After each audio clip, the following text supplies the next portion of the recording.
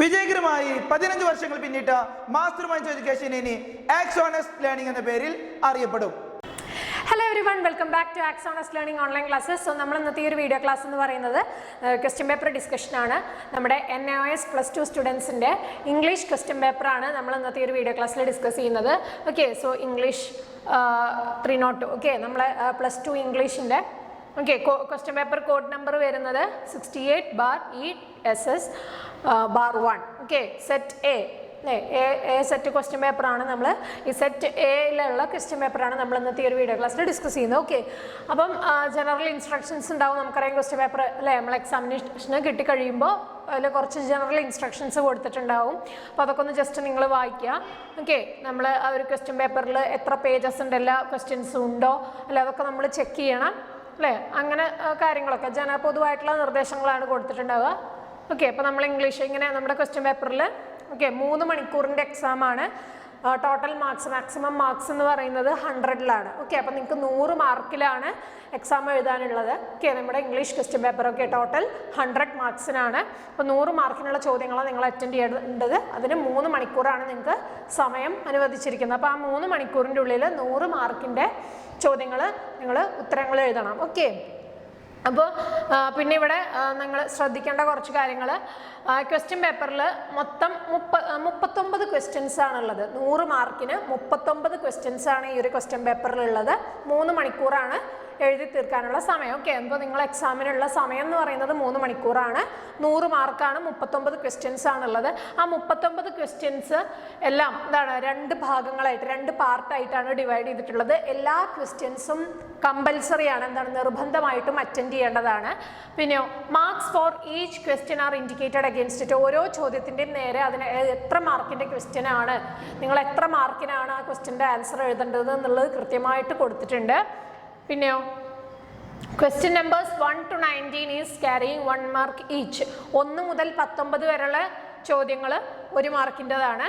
ഓരോന്നിനും 1 മാർക്ക് വീതമാണ്. Then some of them are in sub parts and include the MCQ, fill in the blanks, true false, match the column, 1 word answers type question. അപ്പോൾ ഈ 1 മുതൽ 19 വരെ ഉള്ള 1 മാർക്കിൻ്റെ question എന്ന് പറയുന്നതിൽ ചിലതിൽ സബ് പാർട്ടുകൾ ഉണ്ടാവും. MCQ ക്വസ്റ്റ്യൻസ്, അതിൽ എന്തൊക്കെയാണ് ഉൾപ്പെടുന്നത്? MCQ മൾട്ടിപ്പിൾ ചോയ്സ് ക്വസ്റ്റ്യൻസ് ഉണ്ട്, ഫിൽ ഇൻ ദ ബ്ലാങ്ക്സ് ഉണ്ട്, ട്രൂ ഓർ ഫാൾസ് ഉണ്ട്, മാച്ച് ദ കോളം ഉണ്ട്, പിന്നെ 1 word type and 1 word answer, 1 വേർഡായിട്ട് ഉത്തരം എഴുതേണ്ടതൊക്കെ ഉണ്ട്. ഓക്കെ, ദെൻ 20, 22, 20ാമത്തെ ചോദ്യം, അതുപോലെ 22 മുതൽ 29 വരെയുള്ള ചോദ്യങ്ങൾ, 31 മുതൽ 33 വരെയുള്ള ചോദ്യങ്ങൾ, 35 പിന്നെ 37 ഇതൊക്കെ എന്താണ് ഷോർട്ട് ആൻസർ ക്വസ്റ്റ്യൻസ് ആണ്.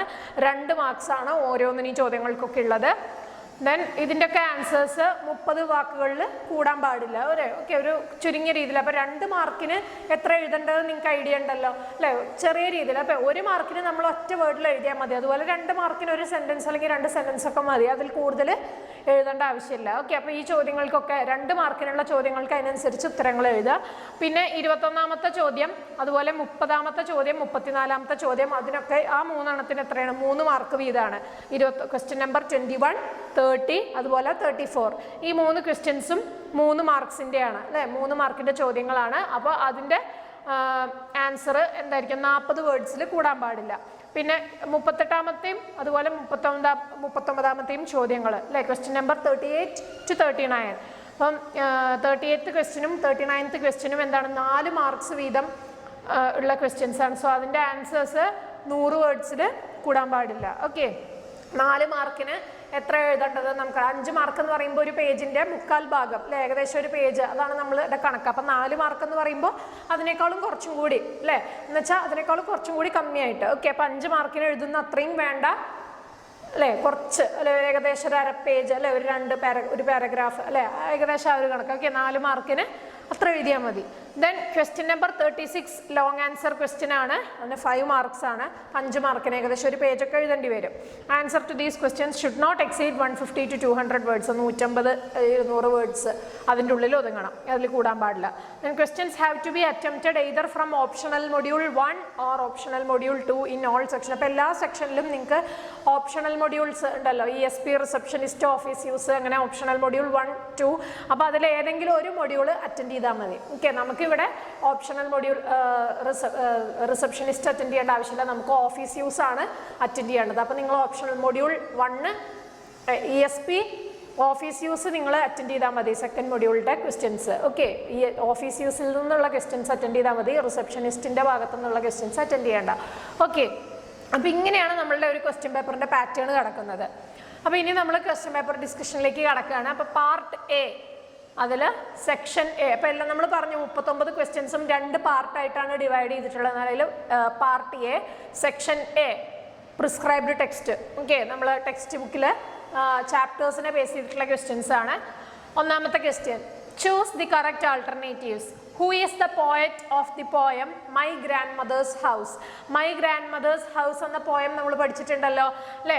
അതിൻ്റെ പോയറ്റ് ആരാണ് ആ പോയം എഴുതിയിട്ടുള്ളത് എന്നാണ് ചോദ്യം. അപ്പോൾ 4 ഓപ്ഷൻസ് തന്നിട്ടുണ്ട്, അതിൽ നമ്മൾ കറക്റ്റ് ഓപ്ഷൻ ചൂസ് ചെയ്യുക. Okay, Rabindranath Tagore, Kamala Das, Nissim Ezekiel, Robert Frost. Okay, 4 options ഉണ്ട്. ആരാണ് മൈ ഗ്രാൻഡ് മദേഴ്സ് ഹൗസ് ആരാണ് എഴുതിയത്? കമലാദാസ്. ഓക്കെ, അപ്പോൾ ഫസ്റ്റ് ക്വസ്റ്റ്യനിൽ അല്ലെ, അതിൻ്റെ സബ് പാർട്ട്, ഒന്നാമത്തെ ചോദ്യത്തിൻ്റെ അല്ലെ, അതിൽ തന്നെ 2 സബ് ചോദ്യങ്ങൾ, സബ് ക്വസ്റ്റ്യൻസ് ചോദിച്ചിട്ടുണ്ട്. അതിൽ ആദ്യത്തെ ചോദ്യത്തിൻ്റെ ഉത്തരം എന്താണ്? കമലാദാസ് ആണ്. ആരാണ് മൈ ഗ്രാൻഡ് മദേഴ്സ് ഹൗസ് എന്ന പോയം എഴുതിയത്? കമലാദാസ് ആണ്. ഓക്കെ, ഇനി രണ്ടാമത്തെ ചോദ്യം നോക്കാം. What is the primary theme of the poem where the mind is without fear? Where the mind is without fear എന്ന പോയം, ആ ഒരു കവിതയുടെ മെയിൻ തീം, പ്രധാനപ്പെട്ട ആശയം, തീം എന്താണ്? ഓപ്ഷൻസ് കൊടുത്തിട്ടുണ്ട്. The beauty of nature, option B the struggle for independence, option C the importance of education, option D the power of love.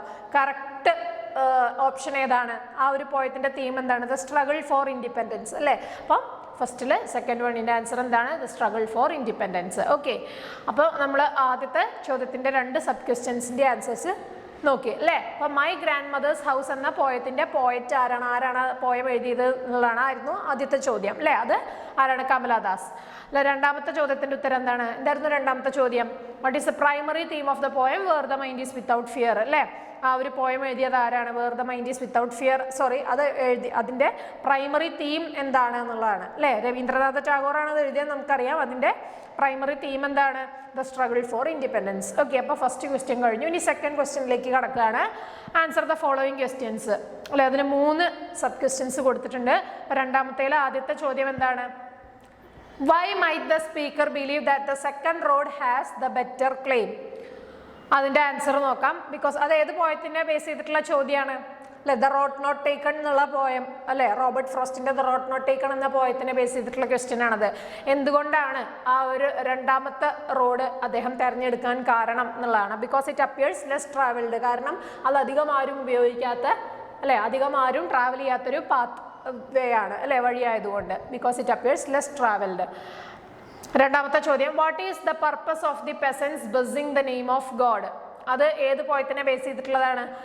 Nissim എസക്കീലിൻ്റെ the night of the scorpion എന്ന പോയത്തിനെ ആസ്പദമാക്കിയിട്ടുള്ള ചോദ്യമായിരുന്നു അല്ലേ? അപ്പോൾ അതിൻ്റെ ഉത്തരം എങ്ങനെ നമുക്ക് എഴുതാം? അപ്പം എന്താണ് പെസൻസ് എന്തുകൊണ്ടാണ് ദൈവത്തിൻ്റെ നാമം ഉരുവിട്ടത് എന്നുള്ളതാണ്. അപ്പം the peasants buzzed the name of god 100 times to paralyse the evil one, the scorpion, and alleviate and the suffering of the stung woman അല്ലേ? ആ ഒരു സ്കോർപിയോൺ ആ ഒരു സ്ത്രീനെ കടിച്ചു അല്ലേ? അപ്പം എന്താണ് ഈ പെസൻസ് അവർ പ്രാർത്ഥിക്കുന്നത്? ആ ഒരു സ്കോർപിയോൺ അതിനെ പാരലൈസ് ആക്കാൻ വേണ്ടിയിട്ട് അല്ലേ? ആ ഒരു സ്കോർപിയോൺ, ആ ഒരു ജന്തുവിനെ ഇല്ലാണ്ടാക്കാൻ വേണ്ടിയിട്ടാണ് അവർ പ്രാർത്ഥിച്ചുകൊണ്ടിരുന്നത് ദൈവത്തിന്. അതുപോലെ തന്നെ ആ ഒരു സ്കോർപിയോണിൻ്റെ കടിയേറ്റ ആ ഒരു സ്ത്രീക്ക് ആ ഒരു വേദനയിൽ നിന്ന് മോചനം കൊടുക്കണേ എന്നുള്ളതുമാണ് അവർ പ്രാർത്ഥിച്ചത്. അതുകൊണ്ടാണ് അവർ ദൈവത്തെ പ്രാർത്ഥിച്ചത്. മൂന്നാമത്തെ ചോദ്യം, വാട്ട് ഡസ് ദ ഫ്രേസ് അല്ലേ? രണ്ടാമത്തേൽ മൂന്നാമത്തെ ക്വസ്റ്റ്യൻ എന്താണ്? What does the phrase "the mind is without fear" suggest about the state of mind in the ideal world described? Okay, the mind is without fear എന്നുള്ള ആ ഒരു phrase അത് എന്താണ് സൂചിപ്പിക്കുന്നത്? അതായത് suggest about the state of mind, അതായത് ആ ഒരു മനസ്സിൻ്റെ ഏതൊരു അവസ്ഥേനെയാണ് അത് സജസ്റ്റ് ചെയ്യുന്നത് എന്നുള്ളതാണ് ചോദിക്കുന്നത്. The poet envisions a society where individuals can express their thoughts and ideas without fear or hesitation അല്ലേ? ഭയോ മടിയോ ഒന്നും കൂടാതെ എന്താണ് ഓരോ വ്യക്തികൾക്കും അല്ലേ അവരുടെ മനസ്സിലുള്ള ആശയങ്ങളും ചിന്തകളും ഒക്കെ സ്വതന്ത്രമായിട്ട് പ്രകടിപ്പിക്കാൻ പറ്റുന്ന ഒരു സൊസൈറ്റി, അത്തരം ഒരു സമൂഹമാണ് പോയറ്റ് നോക്കിക്കാണുന്നത്. പറയുന്നത് അല്ലേ. Where they have self esteem and stand tall അല്ലേ, അതായത് അവർക്ക് അവരുടെ മനസ്സിലുള്ള അഭിപ്രായങ്ങൾ തുറന്നു പറയാൻ സ്വാതന്ത്ര്യമുള്ള, അങ്ങനെ ഒരു സെൽഫ് എസ്റ്റീം ഉള്ള അല്ലേ, ഒരു സ്വന്തമായിട്ട് നിലയും വിലയുള്ള, ഉയർന്നു നിൽക്കാൻ ആരുടെ മുന്നിലും തലയുയർത്തി നിൽക്കാൻ സാധിക്കുന്ന ഒരു സമൂഹം, അതാണ് പോയിട്ട് സ്വപ്നം കാണുന്നത്. ഓക്കെ, അപ്പോൾ രണ്ടാമത്തെ ഇതും ചോദ്യം കഴിഞ്ഞു. ഇനി നമ്മൾ മൂന്നാമത്തെ ക്വസ്റ്റ്യൻ ആണ്. Read the text carefully and identify true and false sentences. Okay, നമുക്കൊരു പാരഗ്രാഫ്, ചെറിയൊരു പാസേജ്, ഒരു പാരഗ്രാഫ് അല്ലേ തന്നിട്ടുണ്ട് അല്ലേ, ചെറിയൊരു ഭാഗം തന്നിട്ടുണ്ട്. അത് വായിക്കുക. അത് വായിച്ചിട്ട് അതിനെ ബേസ് ചെയ്തിട്ടുള്ള ചോദ്യങ്ങൾക്ക് ട്രൂ ഓർ ഫാൾസ്, ട്രൂ ആണോ ഫാൾസ് ആണോ എന്നുള്ളത് ആൻസർ ചെയ്യുക. അതാണ് ക്വസ്റ്റ്യൻ. അപ്പോൾ നമുക്ക് ഈ പാസേജ് വായിക്കാം. The message must be tailored for different groups in order to enable them to understand and pass on the message. UNESCO believes that by disseminating information to help people understand what AIDS does to the body, it is important not to have negative campaigns as these often lead to stigmatization and discrimination. Okay, അപ്പോൾ എന്താണ്, ഇതാണ് passage. ഇനി ഇതിനെ base ചെയ്തിട്ടുള്ള question ആണ്. ഒന്ന് question അല്ല, ഇതിനെ ബേസ് ചെയ്തിട്ട് ഒരുപാട് സെൻറ്റൻസുകൾ എഴുതിയിട്ടുണ്ട്. ഈ ഒരു പാസേജിനെ അടിസ്ഥാനമാക്കിയിട്ട് ഒരു 3 സെൻറ്റൻസ് കൊടുത്തിട്ടുണ്ട്. അത് ട്രൂ ആണോ ഫാൾസ് ആണോ, ഈ പാരഗ്രാഫ് അനുസരിച്ച് കൊടുത്തിട്ടുള്ള സെൻറ്റൻസ് ട്രൂ ആണോ ഫാൾസ് ആണോ, ശരിയാണോ തെറ്റാണോ എന്നുള്ളത് നമ്മൾ കണ്ടുപിടിക്കാം. Okay, UNESCO believes tailoring messages for different groups is important to enable them to understand and pass on the message. അത് ശരിയാണോ തെറ്റാണോ? ശരിയാണ്, ട്രൂ ആണ് അല്ലേ. ഫസ്റ്റ് സെൻറ്റൻസ് തന്നെ അത് കൊടുത്തിട്ടുണ്ട് അല്ലേ. The message must be tailored for different groups in order to enable them to understand and pass on the message അല്ലേ. അപ്പോൾ ട്രൂ ആണ്. ദെൻ രണ്ടാമത്തത് എന്താണ്? Understanding what AIDS does to the body doesn't help reduce misconceptions by providing factual information that clarifies the nature of the disease. Sentence false ആണ്. Then effective communication plays a role in combating the spread of AIDS by ensuring accurate information is shared which can change perceptions and behaviors. എന്താണ്? True ആണ്. Okay, ഇനി നാലാമത്തെ question നമ്മൾ match the following ആണ്. Match the column in reference to I must know the truth. ഐ must know the ട്രൂത്ത് എന്നുള്ള ആ ഒരു ചാപ്റ്ററിനെ ബേസ് ചെയ്തിട്ട് ഒരു മാച്ച് ദ ഫോളോയിങ് കൊടുത്തിട്ടുണ്ട്. ഓക്കെ, അപ്പോൾ അത് കറക്റ്റായിട്ട് അതിങ്ങനെ ഓർഡർ തെറ്റിച്ചിട്ടാണ് കൊടുത്തിട്ടുള്ളത്. അപ്പോൾ അത് ഓരോ ക്യാരക്ടറിൻ്റെയും ആ ഒരു എന്താ പറയുക, ക്യാരക്ടറൈസേഷൻ കറക്റ്റാക്കി കൊടുക്കുക എന്നുള്ളതാണ് നമ്മളുടെ ഡ്യൂട്ടി. ഓക്കെ, ദ മദർ, പിന്നെ ആരാധന, സിമി, ഗ്രാൻഡ് മദർ എന്നുള്ളത് കൊടുത്തിട്ടുണ്ട്. ഓക്കെ, ഇവിടെ എന്താണ് ഈ ഒരു ഭാഗത്ത്? Was about to perform at her school's annual show. Then expressed her deep love and commitment to her daughter, expressed her pride in Aradhana's achievement, then went to retrieve the gift from their father. Okay, ഇതിൻ്റെ correct match നമുക്ക് നോക്കാം. The mother expressed her deep love and commitment to her daughter. Aradhana went to retrieve the gift from their father. Simmi was about to perform at her school's annual show. The grandmother expressed her pride in Aradhana's achievement. ഇങ്ങനെയാണ് correct match വരിക. Okay, അപ്പോൾ ആരാധനയും സിമ്മിയും രണ്ടുപേരും school annual ഷോയിൽ perform ചെയ്യാൻ വേണ്ടിയിട്ട് തയ്യാറായിരുന്നു. Okay, പക്ഷേ ഇവിടെ നമ്മൾ കണ്ടില്ലേ, അതിനേക്കാൾ ആരാധനയ്ക്ക് ഏറ്റവും ഇവിടെയും ആരാധനയ്ക്ക് സൂട്ടബിൾ ആയിട്ട് 2 ഓപ്ഷൻസ് ക്വസ്റ്റ്യനിലുണ്ട്. അപ്പോൾ നമ്മൾ ഏറ്റവും സൂട്ടബിൾ ആയിട്ടുള്ളതാണ് കൊടുക്കുന്നത്. ഓക്കെ, സിമ്മി. അപ്പോൾ നമ്മൾ അതുകൊണ്ടാണ് Simmi was about to perform at her school's annual show എന്ന് കൊടുത്തത്. ഓക്കെ, സിമ്മിയും അവിടെ സ്കൂളിൽ ആനുവൽ ഷോയിൽ പങ്കെടുക്കാൻ ആ ഒരു ചാപ്റ്ററിൽ അല്ലേ, നമ്മൾ വായിച്ച ആ ചാപ്റ്റർ പഠിച്ചവർക്ക് അറിയാം അല്ലേ. അപ്പോൾ സിമ്മി എന്താണ്, ആ ഒരു സ്കൂൾ ആനുവൽ ഷോയിൽ സിമ്മിയും പങ്കെടുക്കാൻ വേണ്ടി നിന്നിരുന്നു അല്ലേ. അപ്പോൾ Simmi was about to perform at her school's annual show. Aradhana എന്താണ് അല്ലേ, പാരൻസിൽ നിന്ന് ആ ഒരു ഗിഫ്റ്റ് മേടിക്കാൻ വേണ്ടിയിട്ട് പോയത് അല്ലേ. ആരാധനയ്ക്ക് അവർ ഗിഫ്റ്റ് കൊടുത്തത് അച്ഛനും അമ്മയും അല്ലേ. അപ്പോൾ so when to retrieve the gift from their father. Okay, grandmother എന്താണ്? Expressed her pride in Aradhana's achievement. Mother എന്താണ്? അമ്മ എന്താ ചെയ്തത്? Expressed her deep love and commitment to her daughter. Okay, ഇങ്ങനെയാണ് കറക്റ്റ് മാച്ച് വരിക. ദെൻ അഞ്ചാമത്തെ question, choose the correct alternatives. ഒന്ന്, what does Gerard claim in his bag? Option A money, option B jewels, option C a disguise outfit, option D important documents. Gerard എന്താണ് ആ ഒരു ബാഗിൽ നിന്ന് claim ചെയ്തത് എന്നുള്ളതാണ്. കറക്റ്റ് ഓപ്ഷൻ എന്താണ്? A disguise outfit. Then രണ്ടാമത്തെ ചോദ്യം, what helped Ved to adjust to his blindness? Option A his other senses became more acute. Option B, he regained partial sight. Option C, he learned to read Braille immediately. Option D, he had a personal tutor. Correct option എന്താണ്? His other senses became more acute. Okay. Then next section ആണ് section B, non prescribed text. Okay, നമ്മൾ passage വായിക്കുക, ഒരു തന്നിട്ടുള്ള passage വായിക്കുക, അതിനെ base ചെയ്തിട്ട് 6ാമത്തെ 7ാമത്തെയും ചോദ്യത്തിൻ്റെ ഉത്തരം എഴുതുക. ഓക്കെ, സോ നമുക്ക് നോക്കാം, പാസേജ് വായിക്കാം. The greatest enemy of mankind, as people have discovered, is not science but war. മനുഷ്യൻ്റെ അല്ലെ, മനുഷ്യരാശിയുടെ ഏറ്റവും വലിയ ശത്രു എന്ന് പറയുന്നത് ശാസ്ത്രമല്ല, മറിച്ച് എന്താണ്? യുദ്ധമാണ്.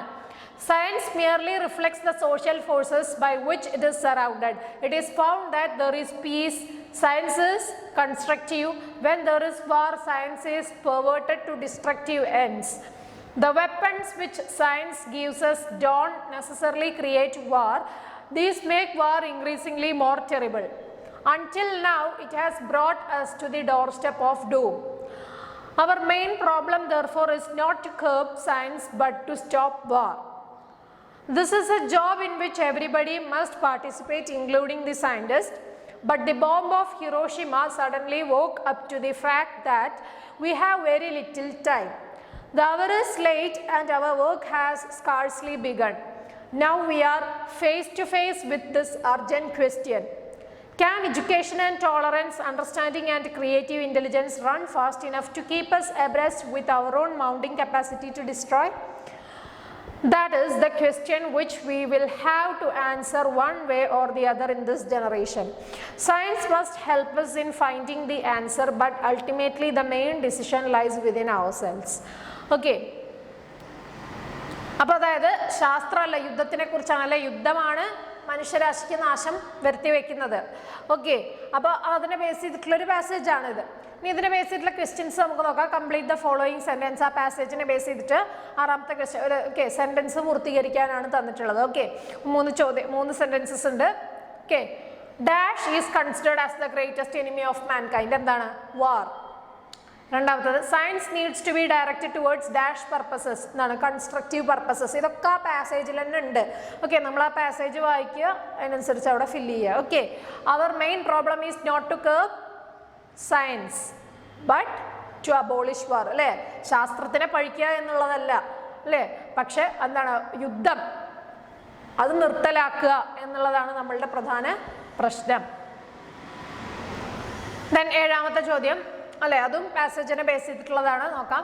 Choose the correct alternatives. 1, what is identified as the main problem in the passage. അല്ലേ, ആ ഒരു പാസേജ് പ്രകാരം എന്താണ് ഏറ്റവും പ്രധാന പ്രശ്നമായിട്ട് കണ്ടുപിടിച്ചിട്ടുള്ളത്? Option A, advancing science. Option B, stopping war. Option C, developing new weapons. Option D, increasing scientific funding. എന്താണ്? Option B, stopping war. അല്ലേ, യുദ്ധം നിർത്തലാക്കുക എന്നുള്ളതാണ് പ്രധാന പ്രശ്നമായിട്ട് കണ്ടുപിടിച്ചിട്ടുള്ളത്. ഓക്കെ, ദെൻ അല്ലേ, അപ്പോൾ വാർ, യുദ്ധം തന്നെയാണ് പ്രശ്നം. ഓക്കെ, അപ്പോൾ അതാണ് കറക്റ്റ് ഓപ്ഷൻ. ദെൻ രണ്ടാമത്തത്, the expression bring to the doorstep of doom means. Option A, lead us to threshold of a new destiny. Option B, introduce us to an unpredictable future. Option C, carry us close to death and destruction. Option D, take us step by step to ruin. ഏതാണ് correct option? Option C, carry us close to death and destruction. Okay, അതാണ് ഈ ഒരു expression കൊണ്ട് അർത്ഥാക്കുന്നത്. Bring to the doorstep of doom എന്നുള്ള ഒരു എക്സ്പ്രഷൻ്റെ അർത്ഥം അതാണ്. എന്താണ്? Carry us close to death and destruction. മൂന്നാമത്തത്, on mounting capacity to destroy can be kept under control by. Option A, encouraging social forces. Option B, education for all. Option C, creativity and intelligence. Option D, education, liberal thinking and creativity. എന്താണ്? Option D, education, liberal thinking and creativity. Okay, ഇനി 8ാമത്തതും എന്താണ്? Passage വായിക്കുക, എന്നിട്ട് അതിൽ true or false sentences കണ്ടുപിടിക്കുക. Okay, ആ passage നമുക്കൊരു പാസേജ് തന്നിട്ടുണ്ട്, അതിനെ ബേസ് ചെയ്തിട്ട് ഒരു 6 സെൻറ്റൻസ് കൊടുത്തിട്ടുണ്ട്. അത് ട്രൂ ആണോ ഫാൾസ് ആണോ എന്നുള്ളത് എഴുതുക. ഓക്കെ, അപ്പോൾ നമുക്ക് പാസേജ് വായിക്കാം. Yoga is an ancient practice that offers numerous health benefits making it an excellent addition to any wellness routine അല്ലേ. നമ്മളുടെ ശരീരവും മനസ്സും ഒക്കെ ഒരുപോലെ അല്ലേ, നമ്മളുടെ ആരോഗ്യ കാര്യങ്ങളിൽ അല്ലേ, നമ്മളുടെ ആരോഗ്യം മെച്ചപ്പെടാൻ അല്ലേ, നമ്മളുടെ മാനസികമായിട്ടും ശാരീരികമായിട്ടുള്ള ആരോഗ്യം മെച്ചപ്പെടാൻ വേണ്ടിയിട്ടുള്ള ഏറ്റവും പുരാതനമായിട്ടുള്ള പണ്ട് മുതലേ ഉള്ള ഒരു ശൈലിയാണ്, ഒരു പ്രാക്ടീസാണ് എന്ത് യോഗ എന്ന് പറയുന്നത്. Okay, it combines physical postures, breathing exercises and meditation to promote overall well-being. അപ്പം നമ്മളുടെ ആകമൊത്തം നമ്മളുടെ മനസ്സിൻ്റെയും ശരീരത്തിൻ്റെ ഒക്കെ ഒരു ആരോഗ്യത്തിനും സുഖത്തിനും വേണ്ടിയിട്ട് അതിൽ എല്ലാ ഫിസിക്കലായിട്ടുള്ള പോസ്റ്റേഴ്സ് അല്ലേ, നമ്മളുടെ ശരീരം കൊണ്ടുള്ള ഓരോ എക്സസൈസുകളുണ്ട് അല്ലേ, ബ്രീത്തിങ് എക്സസൈസുകളുണ്ട്, മെഡിറ്റേഷൻ ഉണ്ട്. One of the primary benefits of yoga is its ability to improve flexibility and strength. Flexibility അതുപോലെ strength ഇത് രണ്ടും ഇംപ്രൂവ് ചെയ്യാൻ, ഇത് രണ്ടും മെച്ചപ്പെടുത്താനുള്ള ആ ഒരു കഴിവ്, യോഗയുടെ കഴിവ്, അത് തന്നെയാണ് അതിൻ്റെ ഏറ്റവും പ്രധാനപ്പെട്ട ഒരു മെച്ചം, ബെനിഫിറ്റ് എന്ന് പറയുന്നത്, യോഗയുടെ ഒരു ഗുണം എന്ന് പറയുന്നത്. ഓക്കെ, എന്താണ് ആ ഒരു ഫ്ലെക്സിബിലിറ്റി അതുപോലെ നമ്മുടെ സ്ട്രെങ്ത് ഒക്കെ ഒന്ന് ഇംപ്രൂവ് ആവും എന്നുള്ളത്. Regular practice helps to stretch and tone muscles, enhancing physical fitness and reducing the risk of injury. Okay, നമുക്ക് മുറിവ് പറ്റുന്നതൊക്കെ കുറച്ച് നമ്മളുടെ ഫിസിക്കൽ ഫിറ്റ്നസ് കുറച്ചും കൂടി മെച്ചപ്പെടുത്തുന്ന രീതിയിൽ എന്താണ് നമ്മളുടെ ആ ഒരു സ്ട്രെച്ച് അല്ലെ, നമ്മളുടെ മസിൽസൊക്കെ ഒന്ന് ടോൺ അല്ലെ, ഒന്ന് ഇതാവാൻ, ഒന്ന് ശക്തിപ്പെടാനൊക്കെ നല്ലതാണ് റെഗുലറായിട്ട് നമ്മൾ യോഗ പ്രാക്ടീസ് എന്ന് പറയുന്നത്. ഓക്കെ, അപ്പോൾ നമ്മൾ റെഗുലറായിട്ട് നിത്യവും ഡെയിലി നമ്മൾ യോഗ പ്രാക്ടീസ് ചെയ്യുകയാണെങ്കിൽ നമ്മളുടെ മസിലിനും ബോഡിക്കും മനസ്സിനൊക്കെ നമ്മളുടെ ഒരു ഫിസിക്കൽ ഫിറ്റ്നസ്സിനൊക്കെ വളരെ നല്ലതാണ്. Additionally yoga is known for it's positive impact on mental health. മാത്രമല്ല നമ്മളുടെ മെൻ്റൽ ഹെൽത്ത്, മാനസികാരോഗ്യത്തിനും ഒരു പോസിറ്റീവ് ഇമ്പാക്റ്റ് ഉണ്ടാക്കാൻ യോഗയ്ക്ക് സാധിക്കുന്നു എന്നുള്ളത് അല്ലേ. The focus on breath control and mindfulness can significantly reduce stress and anxiety. അപ്പോൾ നമ്മളുടെ സ്ട്രെസ്സും ആങ്സൈറ്റി ഒക്കെ പൂർണ്ണമായിട്ട് കുറച്ച് അല്ലേ, നല്ല രീതിയിൽ നമ്മളുടെ ബ്രെത്ത് മൈൻഡൊക്കെ കൺട്രോൾ ചെയ്യുന്നതിൽ യോഗ ഫോക്കസ് ചെയ്യുന്നുണ്ട്. Okay, promoting a sense of calm and relaxation. അപ്പോൾ നമ്മളൊന്ന് കാമാവും, നമ്മളൊന്ന് റിലാക്സ്ഡ് ആവും. Moreover yoga can aid in weight management by increasing metabolism and promoting mindful eating habits. Okay, അപ്പോൾ നമ്മളുടെ മെറ്റബോളിസം വർദ്ധിപ്പിക്കാനും അതുപോലെ ഒരു മൈൻഡ്ഫുൾ ഈറ്റിംഗ് ഹാബിറ്റ്സ് ഒക്കെ പ്രൊമോട്ട് ചെയ്യാനൊക്കെ എന്താണ് ആ ഒരു വെയ്റ്റ് മാനേജ്മെൻറ്റ് അല്ലേ, അതിലൊക്കെ യോഗ ശ്രദ്ധിക്കുന്നുണ്ട്. ഓക്കെ, യോഗ അതിലൊക്കെ സഹായിക്കും. ഓക്കെ, അപ്പോൾ ഈ യോഗ നമ്മൾ നിത്യവും പ്രാക്ടീസ് ചെയ്യുകയാണെങ്കിൽ നമുക്കൊന്ന് വെയിറ്റ് മാനേജ് ചെയ്യാനും അല്ലെ, ആകമൊത്തം നമ്മളുടെ ശരീരത്തിനാണെങ്കിലും മനസ്സിനാണെങ്കിലും ഒക്കെ വളരെ നല്ലതാണ്. മെൻ്റൽ ഫിറ്റ്നസ്സിനും ഫിസിക്കൽ ഫിറ്റ്നസ്സിനും ഒക്കെ നല്ലതാണ് yoga. Another significant benefit of yoga is its ability to enhance respiratory function അല്ലെ. ബ്രീത്തിങ് എക്സസൈസുകളൊക്കെ ഉള്ളത് കൊണ്ട് തന്നെ യോഗയുടെ മറ്റൊരു ഗുണം എന്ന് പറയുന്നത് എന്താണ്, ആ ഒരു റെസ്പിറേറ്ററി ഫംഗ്ഷൻ അല്ലേ, നമ്മുടെ ആ ഒരു ശ്വാസകോശത്തിൻ്റെ പ്രവർത്തനമൊക്കെ നല്ല രീതിയിൽ മെച്ചപ്പെടും എന്നുള്ളതാണ്. Then the deep breathing techniques practiced in yoga increase lung capacity and improve overall respiratory efficiency. അപ്പോൾ നമ്മുടെ ലങ് കപ്പാസിറ്റി അല്ലെ, നമ്മളുടെ ഒരു ബ്രീത്തിങ്, കാരണം ഈ യോഗയിൽ ഉള്ള ഡീപ്പ് ബ്രീത്തിങ് ടെക്നിക്കുകളൊക്കെ എന്താണ്, അതൊക്കെ എന്തിനു വേണ്ടിയിട്ടാണ് നമ്മൾ യോഗയിൽ പ്രാക്ടീസ് ചെയ്യുന്നത്, നമ്മളുടെ ആ ഒരു ലങ് കപ്പാസിറ്റി അല്ലെ, ലങ്സിൻ്റെ ആ ഒരു കപ്പാസിറ്റി കൂട്ടാനും അതുപോലെ തന്നെ മൊത്തത്തിൽ നമ്മളുടെ ആ ഒരു റെസ്പിറേറ്ററി എഫിഷ്യൻസി ഇമ്പ്രൂവ് ആവാനൊക്കെ അത് സഹായിക്കുന്നുണ്ട്. This can be particularly beneficial for individuals with respiratory conditions such as asthma. അപ്പോൾ ആസ്മ പോലുള്ള രോഗികൾക്കൊക്കെ തീർത്തും നല്ലതാണ് ഈ യോഗ പ്രാക്ടീസ് ചെയ്യുന്നത്. Then furthermore yoga promotes better sleep. മാത്രമല്ല നല്ല ഉറക്കം കിട്ടും നമ്മൾ യോഗ പ്രാക്ടീസ് ചെയ്തിട്ടുണ്ടെങ്കിൽ. The relaxation techniques and physical activity help to regulate sleep patterns leading to more restful and restorative sleep.